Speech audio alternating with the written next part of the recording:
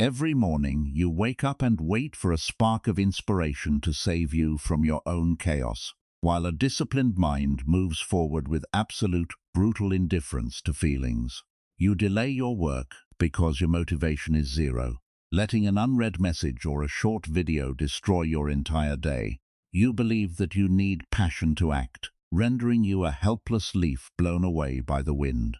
You are waiting for an emotion to rescue you, but when you look at the truth closely, you realize something strange.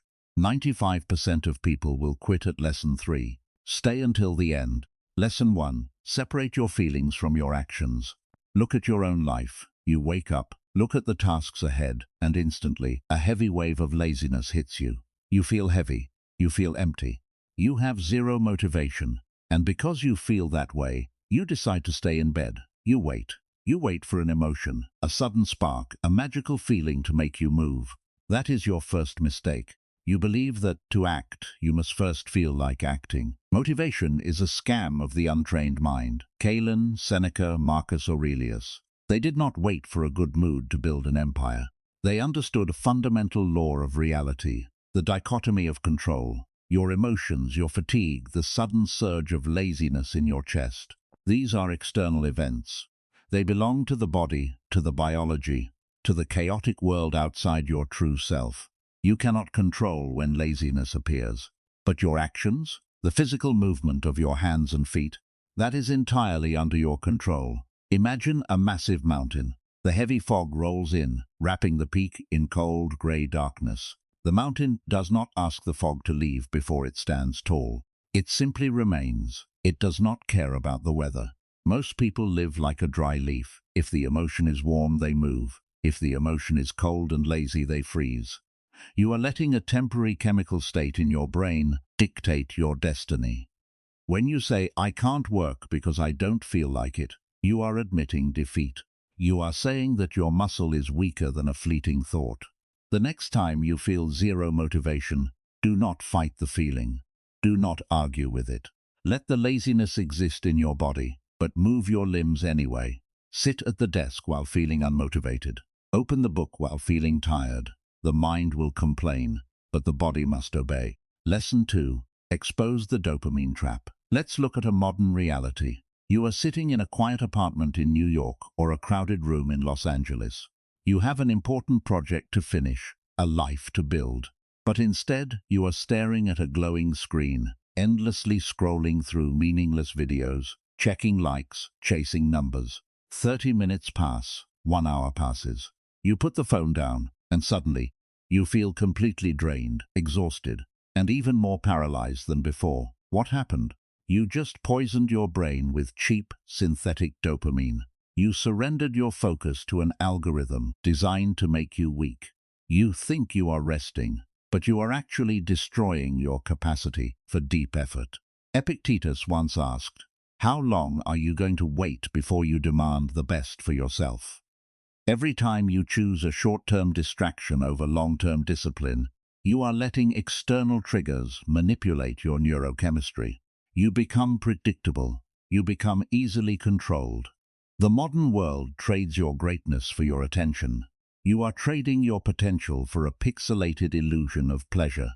Think of a deep, still ocean. On the surface, the waves are loud, chaotic and violent. That surface is your dopamine-driven desire. But deep below, the water is silent, powerful, and untouched. When you constantly chase cheap stimulation, you are trapped on the chaotic surface.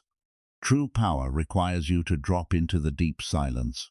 It requires you to look at the notification, feel the intense urge to click, and choose to stare into the emptiness instead. It is better to feel bored than to be manipulated. Read that again. Boredom is not the enemy. Boredom is the space where your mind regains its strength. Lesson 3. Look at your own mortality. Memento mori. Remember that you will die. This is not a dark, depressing thought. It is the ultimate wake-up call for a lazy mind. Right now, you are acting as if you have thousands of years to live. You treat time as if it is an infinite river, pouring endlessly from a mountain. You say, "I will start tomorrow. I will build my business next week. I will fix my life when the timing is perfect." But tomorrow is a myth. The only thing you truly possess is this exact passing second. When you surrender your afternoon to laziness, you are not just relaxing, you are committing slow, silent suicide. You are killing your potential day by day, hour by hour. Marcus Aurelius wrote to himself, "You could leave life right now. Let that determine what you do and say and think." Imagine you are standing at the edge of a cliff, looking down at a roaring sea. Every second you waste is a stone falling from under your feet. Would you still lie in bed, waiting for motivation, if you knew your clock was ticking down its final hours? Laziness is an insult to your existence. It is the act of telling the universe that the life you were given is not worth the effort. Strong people do not have more time than you. They simply have more urgency. Stop treating your life like a rehearsal. This is the main event. Wake up, stand ground, master the mind, or let the chaos break you. When was the last time you did something truly difficult without demanding an immediate reward? Look at your daily routine. You avoid discomfort like it is a deadly poison. You change the room temperature the moment you feel a slight chill. You grab your phone the second a task requires actual mental effort. You have built a fortress of comfort around your life, and yet you wonder why your mind is so fragile. Lesson 4. Practice voluntary discomfort. True mental resilience is not born in a place of ease. It is forged through intentional struggle. The ancient Stoics understood this deeply. Seneca used to spend days eating the cheapest food and wearing rough, dirty clothes, asking himself, "Is this the condition that I feared?" Right now, you are terrified of being uncomfortable. You mistake convenience for happiness. But a mind that only experiences luxury becomes a slave to its environment. If you cannot survive a cold shower, how will you survive a catastrophic failure in your career? If you cannot sit at a wooden desk for 2 hours without checking your notifications, how will you build an extraordinary life? Think about it. One notification can ruin your deep work. One minor inconvenience can destroy your focus. One difficult paragraph can break your resolve. That means you are incredibly fragile. You are not a master. You are a captive of your own comfort zone. To break this curse, you must introduce voluntary suffering into your world. Turn off your phone and leave it in another room for an entire afternoon. Take a freezing cold shower when your body screams for warmth. Sit in absolute silence for 20 minutes without any external stimulation. When you do this, you are telling your primitive brain that discomfort does not control you. You are training yourself to be the master of your impulses. You are becoming a solid rock that remains unmoved no matter how harsh the environment becomes. Comfort is a beautiful cage, but it is still a cage. Step out of it. Lesson 5. Dismantle the illusion of tomorrow. Let us address the most dangerous trap of the modern American mind, the illusion of the perfect tomorrow. You are sitting on your couch, looking at your massive list of goals, and your brain whispers a comforting lie. You are too exhausted today. Let's start fresh tomorrow. Tomorrow, you will have endless energy. Tomorrow, the environment will be quiet. Tomorrow, your motivation will be high. This is not a harmless delay. This is a psychological disease. You are projecting a fictional, superior version of yourself into a future that does not exist. The person you are today is the exact same person you will be tomorrow. If you lack the discipline to act right now, when the stakes are low, what makes you think you will magically possess it 24 hours from now? You are treating procrastination like a safe shelter, but it is actually a slow ruin. Seneca once wrote, "While we are postponing, life speeds by." Look at the mechanics of your mind. Every single time you delay a hard task, your brain experiences a tiny, pathetic relief. You feel safe for a moment, but that brief relief is a dangerous illusion. It breeds an invisible anxiety that grows heavier in your chest every single hour. You carry the weight of unfinished work wherever you go. You cannot even enjoy your rest because your conscience knows you are hiding from reality. One excuse can kill your ambition. One delay can destroy your momentum.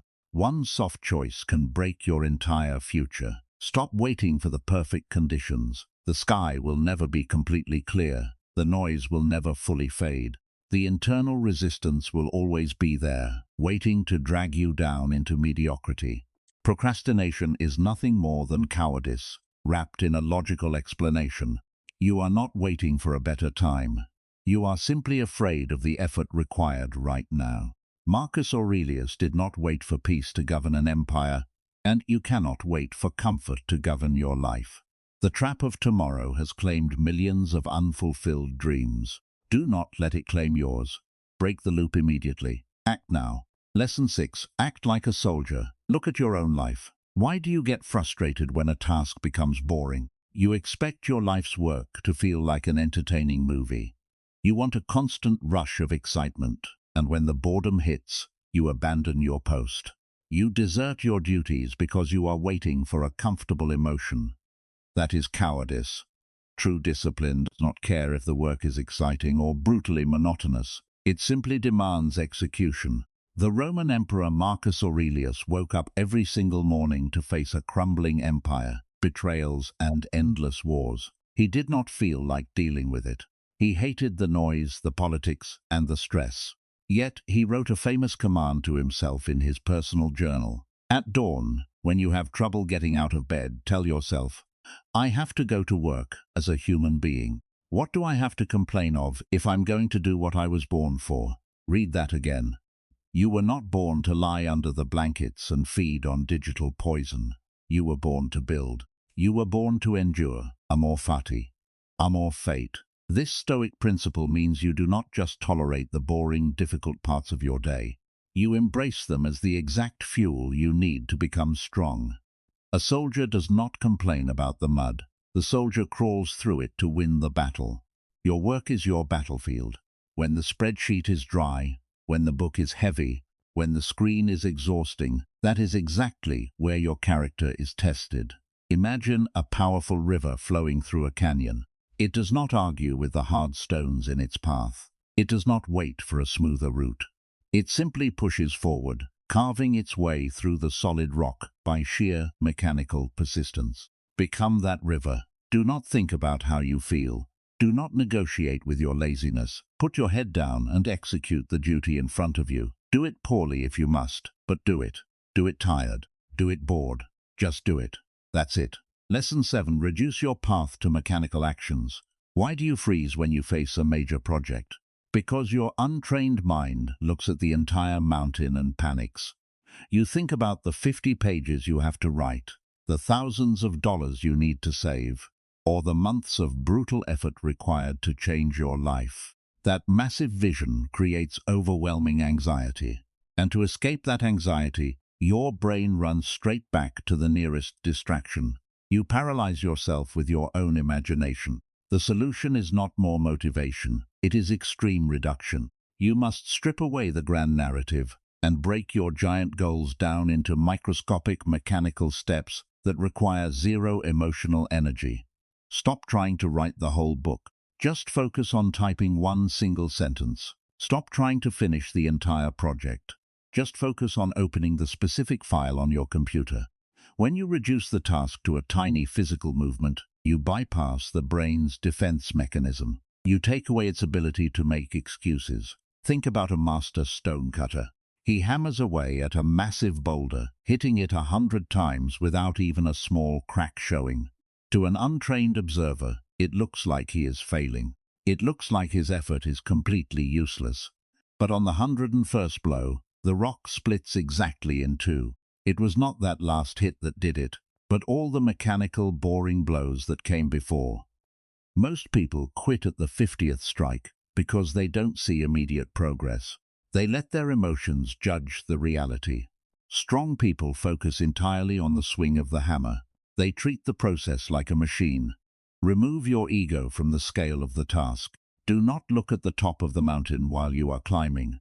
Just look at the next square inch of rock in front of your face. Place your foot, move your hand, take one step, then another.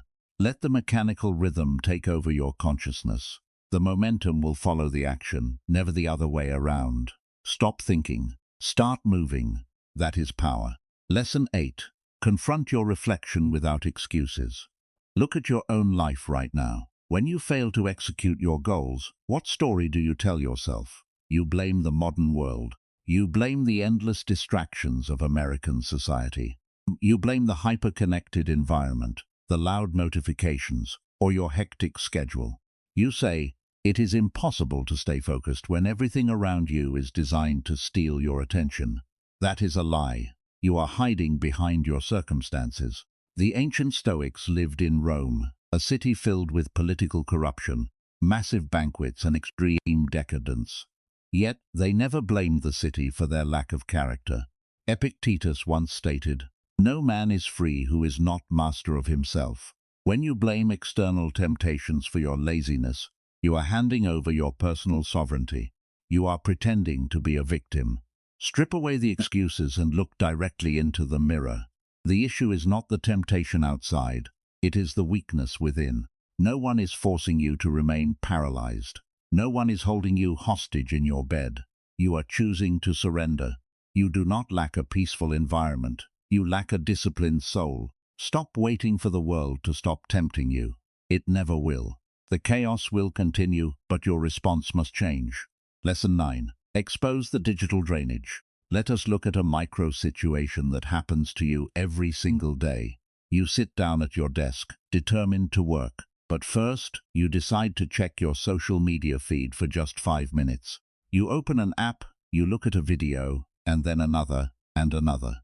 Suddenly, 30 minutes have vanished. You haven't done any real physical labor. You haven't lifted a single heavy weight. Yet, when you finally close the app, you feel completely exhausted. Your brain feels heavy, foggy, and utterly depleted. Why do you feel tired from doing absolutely nothing? Because you are drowning in digital poison. Every loop, every post, every short clip is an artificial shock to your nervous system. You think you are just relaxing, but you are actually allowing an algorithm to drain your vital energy. You are spending precious mental resources on strangers who do not care about your existence. And when it is finally time to build your own future, you have nothing left to give. You have spent all your currency on illusion. You don't lack time. You lack the energy to control your own mind. Read that again. You have the exact same 24 hours as the greatest minds in human history.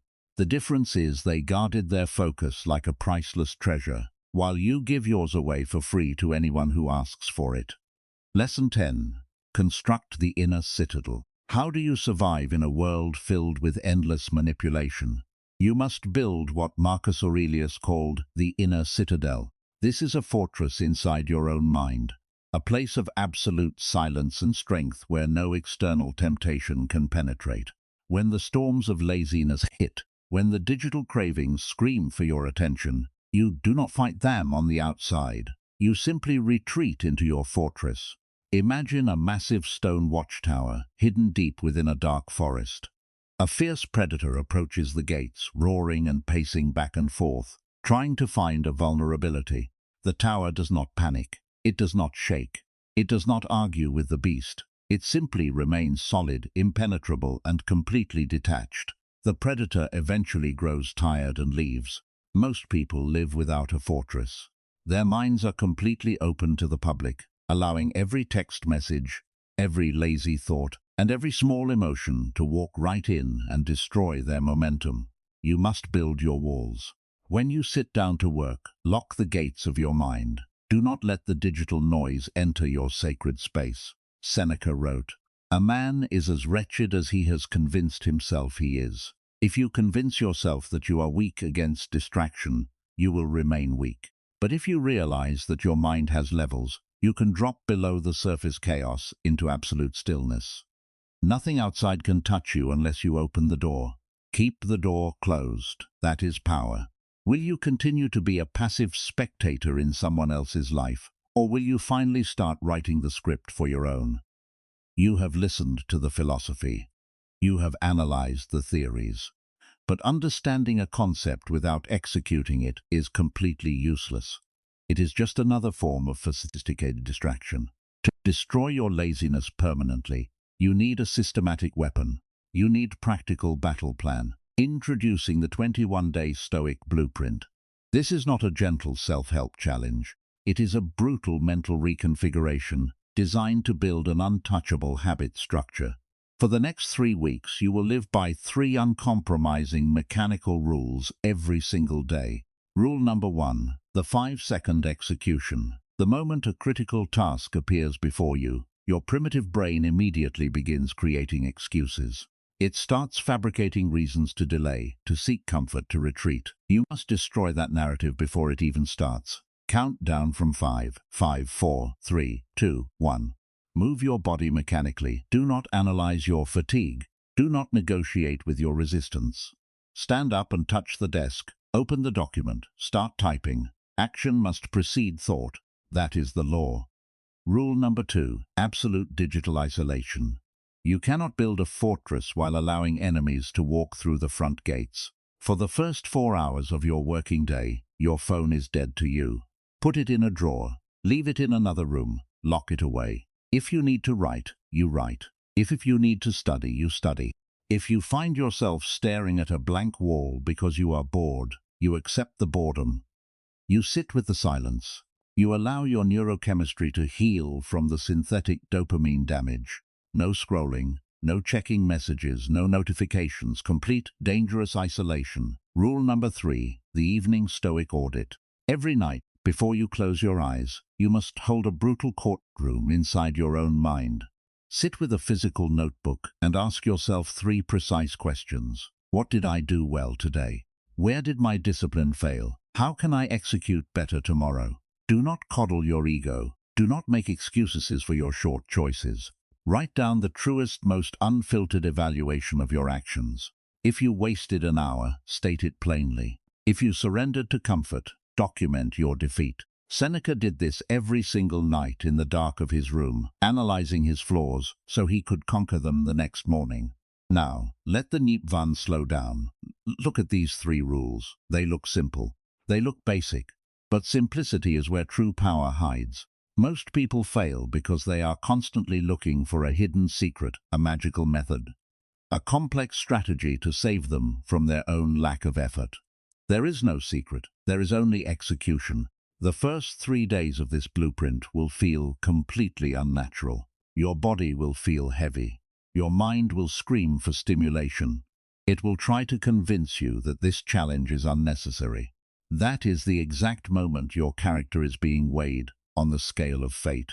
If you break, you prove that you are still a fragile leaf controlled by the wind. If you endure, the internal resistance begins to fade. By day 10, the mechanical actions become automatic. By day 21, the fortress is built. You are no longer waiting for a spark of motivation. You are the machine that generates the movement. The choice is yours. Begin day 1 right now. We have reached the end of the lessons, but understand this clearly. What you have just watched is not merely a collection of life hacks to help you work a little harder. This is not about surface-level productivity, better time management, or finding a quick burst of inspiration to clean your room. This is a battle for your sovereignty. This is about whether you will be the master of your soul or a predictable slave to external stimuli. Laziness is not a minor flaw in your personality. It is a slow, brutal erosion of your destiny. Every single day, you stand before a profound choice. You think you are just deciding whether to close a tab or open a book. But you are actually deciding who wins the war inside your mind. You are choosing between the mountain and the dry leaf. One bad habit can ruin your future. One lazy afternoon can break your momentum. One compromise can destroy your potential. When you let your fleeting emotions dictate your actions, you surrender to the chaos of the world. You allow algorithms, cheap dopamine, and temporary fatigue to rule you. So here is your dilemma trap. You now have 2 distinct paths forward, and you cannot choose both. Path 1 is easy.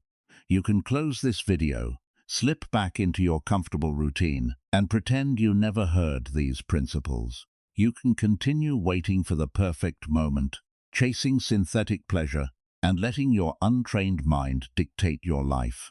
You can remain a passive spectator, watching others achieve greatness while you bury your own ambition in excuses.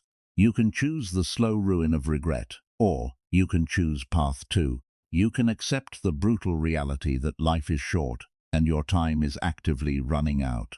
You can choose to step into the cold, embrace voluntary discomfort, and treat your work like an absolute duty. You can build your inner citadel, master the critical pause between stimulus and response, and execute your tasks with mechanical indifference to your feelings. This path will challenge you. It will expose your weaknesses. It will force you to destroy the weak version of yourself you have been coddling for years.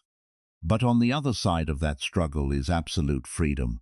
The choice cannot be delayed. Tomorrow does not exist. The clock is ticking right now, in this exact passing second. You either choose the pain of discipline, or you choose the suffocating weight of disappointment. There is no middle ground. There is no compromise. Calen, Seneca, and Marcus Aurelius have given you the blueprint. The ancient tools are in your hands. But a weapon is useless if the soldier refuses to swing it. Stop waiting for a savior. Look in the mirror. Your empire is waiting, and the gates are open. Stay disciplined, stay aware, stay in control.